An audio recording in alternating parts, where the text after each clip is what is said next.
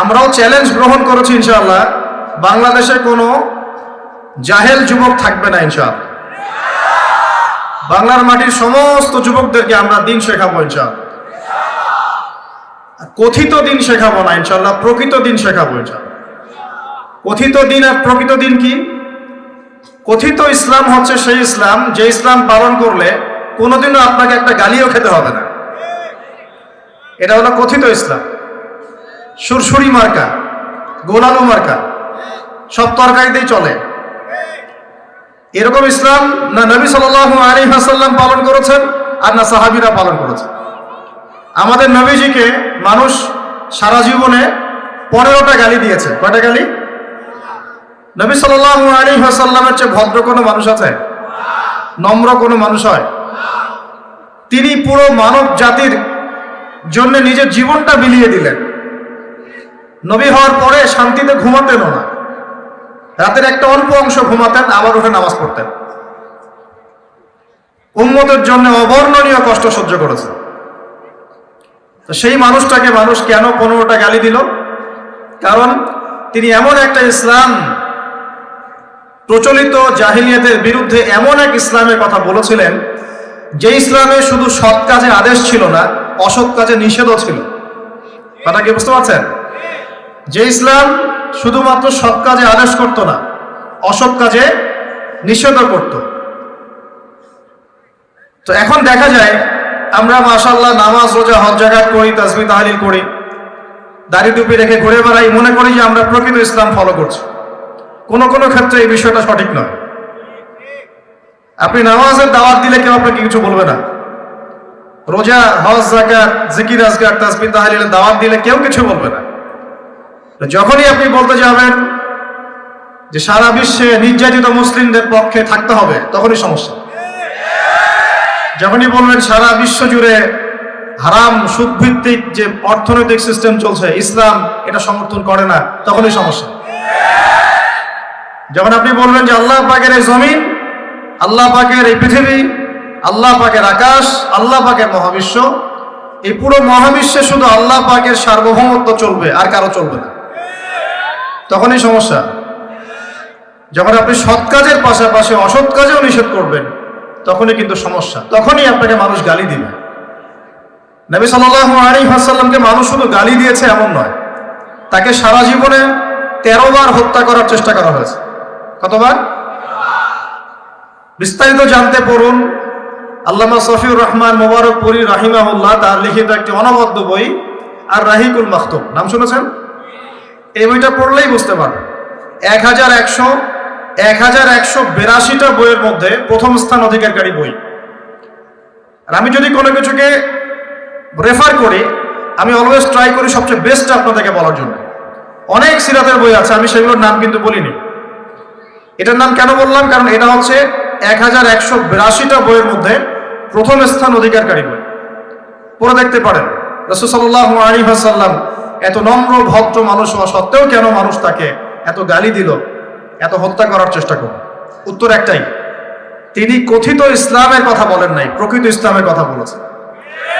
তিনি এমন এক কালিমা লা ইলাহা ইল্লাল্লাহ এর কথা বলেছেন যে আল্লাহ রাব্বুল আলামিন ছাড়া আর কিছুই চলবে না।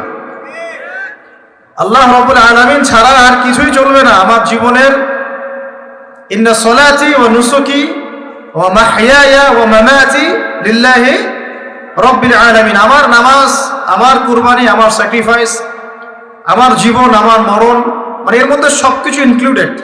আমার নামাজ, আমার যাকাত, আমার তাসবিহ তাহলিল, আমার জিকির আজগার, আমার কোরআন তেলাওয়াত, আমার হজ উমরা, আমার দাওয়াত, আমার দিনের প্রচার প্রসার, দিনের মেহনত, আমার পরিবার, আমার সন্তান, আমার ব্যবসা, আমার অর্থনৈতিক সেক্টর, যত কিছু আছে, আমার জীবনে যা কিছু আছে সব কার জন্য?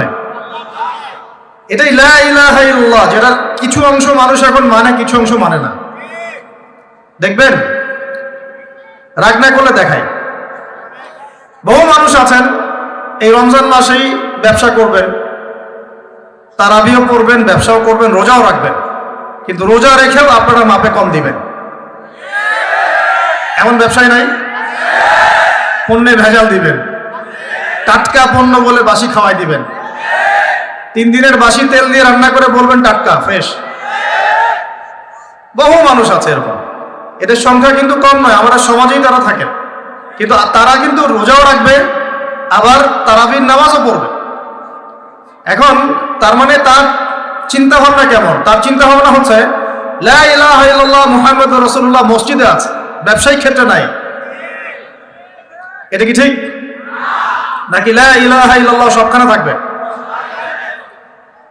বহু মানুষ দেখা যায় মসজিদে 5 ওয়াক্ত নামাজ পড়েন, মসজিদে নামাজ পড়েন, কপালে সেজদার দাগ আছে, পায়ের মধ্যে সেজদার দাগ আছে। এমন অনেক মানুষই নামাজও পড়েন কিন্তু অর্থনৈতিক জীবনে আবার সুদও খান। আছে কি নাই? এক্স-ওয়াই-জেড যে কেউ হতে পারে, যে কেউ হতে পারে। তো এখানে তার থিঙ্কিংসটা কি, তার আদর্শ দর্শনটা কি, তার ফিলোসফি কি?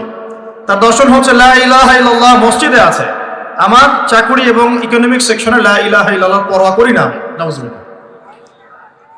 আবার বহু মানুষ সমাজের মধ্যে কাজ করেন, এখানে তারা লা ইলাহা ইল্লাল্লাহকে পাত্তা দিচ্ছেন না, নিজের মনে যেটা ভালো মনে হয় সেটাই করছেন, নিজের মনে যেটা খারাপ মনে হয় সেটাই করছেন। তো ভালো খারাপ, ন্যায় অন্যায়, হক বাতিল চূড়ান্ত করবে কে? আল্লাহ পাক যেটাকে ন্যায় বলেছেন সেটাই ন্যায়, আল্লাহ পাক যেটাকে অন্যায় বলেছেন সেটাই অন্যায়, আল্লাহ যেটাকে হক বলবেন সেটাই হক, আল্লাহ যেটাকে বাতিল বলবেন সেটাই কি? এই বিষয়টা কি মানতে আমাদের আপত্তি আছে? পশ্চিমা সভ্যতার অনেক মানুষ বলে যে সমকামিতা ভালো জিনিস। সমকামিতা কি? ওরা বলে ব্যক্তি স্বাধীনতা, একজন ব্যক্তির এখতিয়ার, স্বাধীনতা, সে ছেলেকে বিয়ে করতে পারে, মেয়েকেও বিয়ে করতে পারে। কোরআন কি বলছে? কোরআন বলছে যে এত জঘন্য পাপ, যে পাপের কারণে আল্লাহ একটা কওমকে আকাশে উঠিয়ে পাথর বর্ষণ করে জমিনে দফন করে দিয়েছে, কওমে লূত। তাহলে মানুষের চিন্তা আল্লাহ পাকের ওহীর মধ্যে পার্থক্য হলো না? পার্থক্য হলো কিনা? তাহলে এখন ন্যায় অন্যায়, হক বাতিল কে ফিক্স করবে, আমি নাকি আল্লাহ রাব্বুল আলামিন? বহু মানুষ মাদক দ্রব্যটাকে অনেকে হালাল মনে করে খায়, হালাল মনে করে, আবার অনেকে খায় কিন্তু এটা যে বড় মাপের কবিরা গুনাহ এটা সে বিশ্বাস করে না, চিন্তা করে না। তো মাদক হালাল না হারাম, ভালো না মন্দ, এই ডিসিশন কে নিবে, আমি না আল্লাহ? অনেকে জেনা করি, নাউজুবিল্লাহ, ফ্রি মিক্সিং এর মধ্যেও জেনা হয়, ছেলে মেয়েদের সাথে অবাধে জেনা হয়। এই যুগটা কিন্তু জেনারই যুগ। এখন জেনাকে উস্কে দেওয়া হচ্ছে। এখন তো দেখলাম যে ধর্ষকদের গ্যাং বের হয়েছে, গ্যাং, এরা মেয়েদেরকে টার্গেট করে করে ধর্ষণ করে, টার্গেটেড গ্যাং, কিশোর গ্যাং যেমন, এরকম ধর্ষণ গ্যাং আছে। আর মেয়েদেরকে ভুলিয়ে ভালিয়ে, প্রেমের কিছু প্রস্তাব দিয়ে ভুলিয়ে ভালিয়ে মেয়েদেরকে বিছানায় নিয়ে যায়, নিয়ে গিয়ে অবৈধ সম্পর্ক করে এটার ভিডিও ধারণ করে, পরে পরবর্তীতে মেয়ে এবং মেয়ের পরিবারকে ব্ল্যাকমেইল করে। এরকম গ্যাং বের হয়েছে। সমাজের প্রত্যেক বাড়ির কর্তা, ভাই, স্বামী এবং মা বোনদেরকে আমি আমার পক্ষ থেকে সতর্ক থাকার অনুরোধ করব, কোনো অবস্থাতেই নিজেদের পরিবারের সম্মান যেন নষ্ট না হয়। আর যদি এমন অপরাধ প্রমাণিত হয় অবশ্যই প্রশাসনের দ্বারস্থ হবেন এবং চক্ষু লজ্জা বাদ দিয়ে বিচারের আওতায় আনার চেষ্টা করবেন। আল্লাহ পাক তৌফিক দান করুন। তো আমি একটা কথার দিকে ফোকাস করছিলাম যে দেখুন, ন্যায় অন্যায়, হক বাতিল, সত্য মিথ্যা কে নির্ধারণ করবে?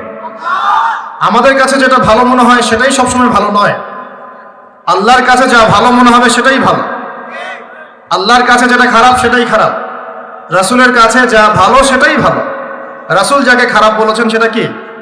খারাপ। সিম্পল। এই জিনিসটা চিন্তা করলেই ব্যাস আত্মসমর্পণ করা সহজ হবে ইনশাআল্লাহ। এখন আল্লাহ রাব্বুল আলামিন আমাদেরকে এই দ্বীন ইসলাম দিয়েছেন। দ্বীন ইসলামের ভিত্তি কি? কোরআন এবং হাদিস। ইসলামের ভিত্তি কি? কোরআন এবং হাদিস। নবী সাল্লাল্লাহু আলাইহি ওয়াসাল্লাম বিদায় হজের ভাষণে বলে গেছেন, তারাকতু ফীকুম আমরাইন, আমি তোমাদের মাঝে ছেড়ে গেলাম দুটো বস্তু। কয়টা বস্তু ভাই? লান তাদিল্লু মা তামাসসাকতুম বিহিমা, তোমরা কোনোদিন পথভ্রষ্ট হবে না যতদিন পর্যন্ত এই দুটোকে আঁকড়ে ধরে থাকবে। এক, কিতাব আল্লাহ, আল্লাহর কিতাব মানে আল কোরআন, ওয়া সুন্নাতে নবীহি, এবং তার নবীর সুন্নাত মানে হাদিস। কোরআন এবং সুন্নাহ নবী সাল্লাল্লাহু আলাইহি ওয়াসাল্লাম রেখে গেলেন, আমাদেরকে বললেন দুটোকে শক্ত করে আঁকড়ে ধরে থাকতে। অন্য হাদিসে নবীজি বলছেন মারির দাঁত দিয়ে কামড়ে ধরে থাকবে, মারির দাঁত দিয়ে কামড়ে ধরবে, কারণ সামনের দাঁত দিয়ে কিছু কামড়ে ধরলে টান দিলে বের হয়ে আসে, মারির দাঁত দিয়ে কামড়ে ধরলে অত সহজে টান দিলে বের হবে না। তো নবীজি বলছেন কোরআন এবং সুন্নাহকে মারির দাঁত দিয়ে কামড়ে ধরে থাকবে। এখন আমরা যে বিষয় থেকে এখানে আসলাম, যে আল্লাহ রাব্বুল আলামিন আমাদেরকে যে পুরো জীবন দিয়েছেন, এই জীবনের মধ্যে যৌবন যত গুরুত্বপূর্ণ, আমাদের পুরো বছরের মধ্যে রমজান মাস কিন্তু তার চাইতে বেশি গুরুত্বপূর্ণ। রমাদানের সওম ফরজ হয়েছে দ্বিতীয় হিজরিতে। কত হিজরি ভাই? দ্বিতীয় হিজরি আবার কি? আল্লাহর নবীর নবুয়ত জীবন 23 বছর। কত বছর? এই 23 বছরের প্রথম 13 বছর তিনি ছিলেন মক্কায়। কোথায়? পরের 10 বছর ছিলেন কোথায়? মদিনায়। এই যে মদিনায় হিজরত করলেন তিনি, হিজরত মানে স্থানান্তরিত হলেন, এই হিজরতের প্রথম বছরটাকে বলা হয় প্রথম হিজরি, হিজরতের দ্বিতীয় বছরটাকে বলা হয় দ্বিতীয় হিজরি। এই দ্বিতীয় হিজরিতে আল্লাহ রাব্বুল আলামিন রমজান মাসের রোজাটা ফরজ করেছেন। তার আগে কি ফরজ ছিল তাহলে? তার আগে ফরজ ছিল আশুরা রোজা। কিসের রোজা? আশুরা রোজার নাম শুনেছেন তো? কোনটা? হ্যাঁ, যেদিনে মুসা আলাইহিস সালাম এবং বনু ইসরাঈলকে আল্লাহ পাক ফেরাউনের বাহিনী থেকে নাজাত দিয়েছে, এটা না? আচ্ছা, এটা আগে ফরজিয়াতের পর্যায়ে ছিল।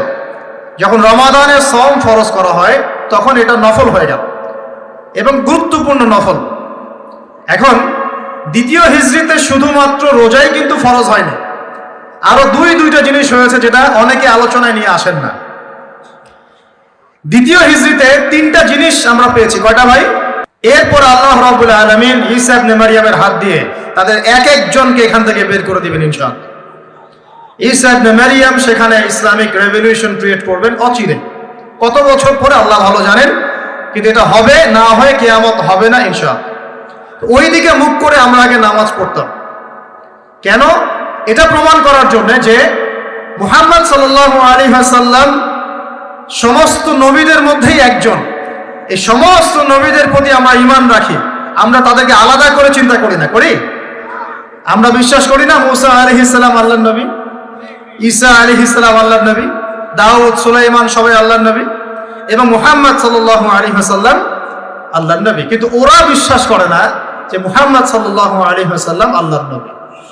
আমরা কিন্তু সমস্ত নবীদেরকে বিশ্বাস করছি, বলেন আল্লাহু আকবার। তো এখন দেখেন, এই একাত্মতা পোষণ করার জন্য আমরা কিন্তু প্রথম কেবলা ছিল আমাদের কোন দিকে? মুহাম্মদ সাল্লাল্লাহু আলাইহি ওয়াসাল্লামকে দেখেও চিনল না, মদিনায় পেয়েও তার দ্বীন ইসলাম কবুল করলো না, তাকে শেষ নবী বলে স্বীকার করলো না। তখন আল্লাহ রাব্বুল আলামিন নবী সাল্লাল্লাহু আলাইহি ওয়াসাল্লামকে বললেন, তোমার চেহারা এখন ঘুরিয়ে নাও কাবার দিকে, বলেন সুবহানাল্লাহ। এই যে রমজান মাসে আমরা নতুন একটা দিক পেলাম, নতুন এক কেবলা পেলাম, নতুন একটা জাতি গঠন করলাম। আল্লাহু আকবার। রমজান মাস শুধু রোজা দেয় নাই, একটা জাতির ঐক্য দিয়েছে, বলেন সুবহানাল্লাহ। এই কথাটা অনেকে বলে না। রমজানে রোজা ফরজ হয়েছে, পাশাপাশি একটা নতুন জাতির উত্থান ঘটেছে। তার নাম কোন জাতি? মুসলিম জাতি। যে জাতি সমস্ত নবীদেরকে আল্লাহর নবী বলে স্বীকার করে। ইব্রাহিম আলাইহিস সালাম আল্লাহর নবী, আমরা তাও স্বীকার করি। দাউদ সুলাইমান মুসা ঈসা সবাই আল্লাহর নবী, আমরা স্বীকার করি। তাওরাত জাবুর ইনজিল সমস্ত কিতাব আল্লাহ নাজিল করেছেন, আমরা স্বীকার করি। তবে আমরা বিশ্বাস করি এই কিতাব এবং রাসূলগণ একটা নির্দিষ্ট সময় নির্দিষ্ট গোত্রের জন্য প্রযোজ্য ছিলেন। যখন মানুষ সেই আসমানি কিতাব বিকৃত করা শুরু করেছিল, আল্লাহ পাক নতুন কিতাব নাজিল করেছেন।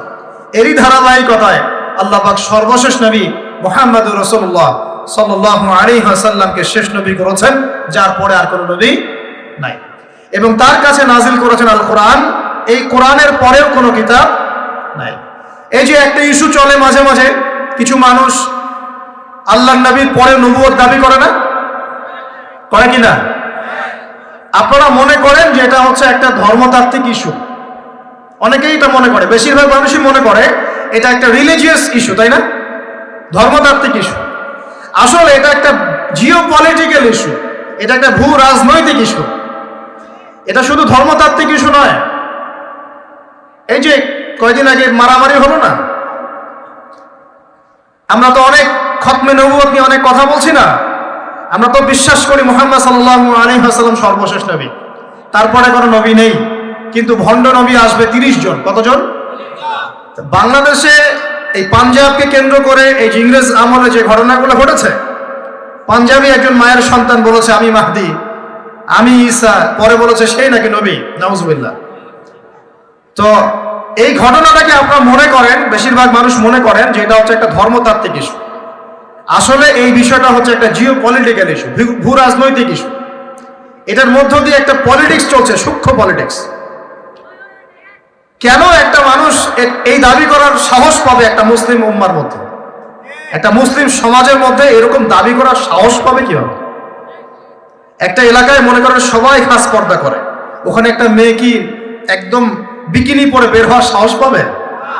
যখন সাহস পাবে তখন বুঝতে হবে ওর পিছনে অনেক শক্তিধর কোন শক্তির হাত আছে, আদারওয়াইজ সে তো সাহস পেত না। বুঝতে পারছেন না কথা? এখানে মনে করে কেউই মাদক সেবন করে না, সবাই মাশাআল্লাহ মুত্তাকি মানুষ। ওপেনে একজন মানুষ মদের বোতল ঘুরে মদ খাওয়া শুরু। এই সাহসটা যে পেল, নিশ্চয়ই এর পিছনে কোনো শক্তি আছে, হয় শয়তানি আছে, অথবা না হয় তার কোনো ইকোনমিক পাওয়ার আছে, না হলে কোনো জিও পলিটিক্যাল শক্তি আছে। এই ইস্যুটা শুধুমাত্র ধর্মতাত্ত্বিক ইস্যু নয়, এর পিছনে একটা পুরো ভূ রাজনৈতিক ইস্যু আছে। এটা বুঝবে কারা? যারা খিদির, যারা শেষ জামানার খিদির, যারা শুধু বাইরের চোখ দিয়ে দেখে না, যারা ভিতরের চোখ দিয়ে দেখতে পারে। আমার কথা কঠিন মনে হচ্ছে কি? যারা শুধু বাইরের চোখ দিয়ে দেখে না, ভিতরের চোখ দিয়েও দেখতে পারে, এরা বুঝতে পারবে ইনশাআল্লাহ। অনেক সময় অমুসলিম ভাইয়েরাও ভিতরের চোখ দিয়ে দেখা শুরু করেছে এখন। হ্যাঁ, কোন কোন ক্ষেত্রে মুসলিমরাই ভিতরের চোখ দিয়ে দেখতে পাচ্ছে না, অমুসলিমরা দেখতে পাচ্ছে।